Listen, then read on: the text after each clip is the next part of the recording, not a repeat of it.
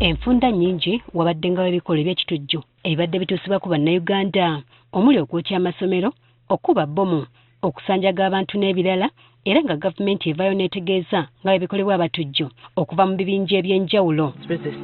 Ebibinja ebimu ku bino bibadde nga bisinziira wano mu ggwanga, ng'ate ebirala bisinziira mu mawanga agaliraanye Uganda okugijojobya. Newankubadde bano bazze nga balumya eggwanga, gavumenti ezze ebejjeereza singa bavaayo ne beewayo mu mikono gyayo. Onega, thank you.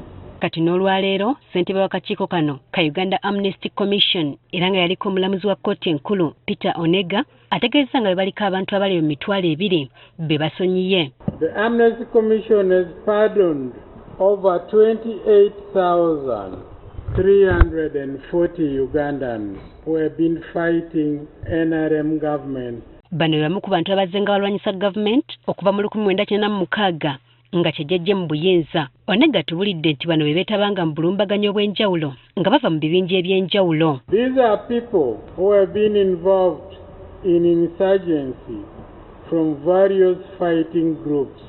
Abamu ku bano obulumbaganyi buno baabwetabanga mu butereevu ate abalala nga bavujjirira buvujjirire. So it's either direct involvement, you go physically, you fight, or maybe you give money to help the insurgents. Okusinziira ku Onega, guno si gwe mulundi ogusoose nga gavumenti yejjeereza abantu ab'ekika kino. About 13,605.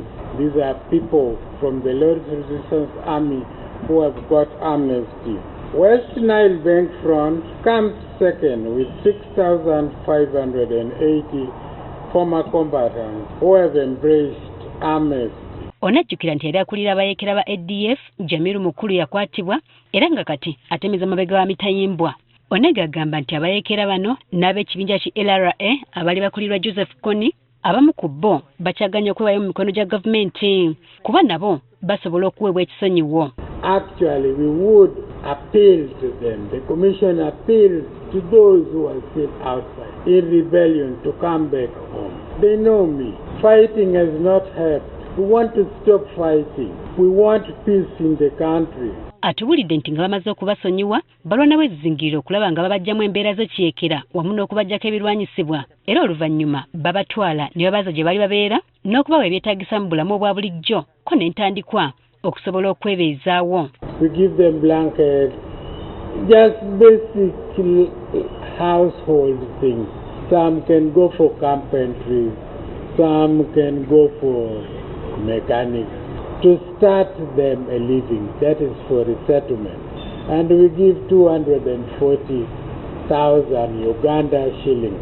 Wabula agamba nti baliko okusomozebwa kwe basanga olw'abantu bano okusosolebwa nga baddiziddwayo gye baava. Stigmatization is still common with some returnees, especially women and children. After spending years in the bush and doing all kinds of things in rebellion, then coming home now, they find their life a little bit different.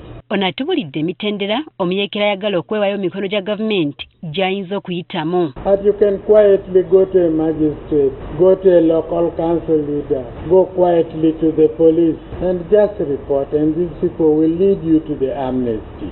Kyokka oyinza okwebuuza nti abantu bano singa bavaayo ne beewayo eri gavumenti teyinza kubeefuulira ate n'ebakwata. When they get amnesty, we give them a certificate. And it is provided in the Amnesty Act.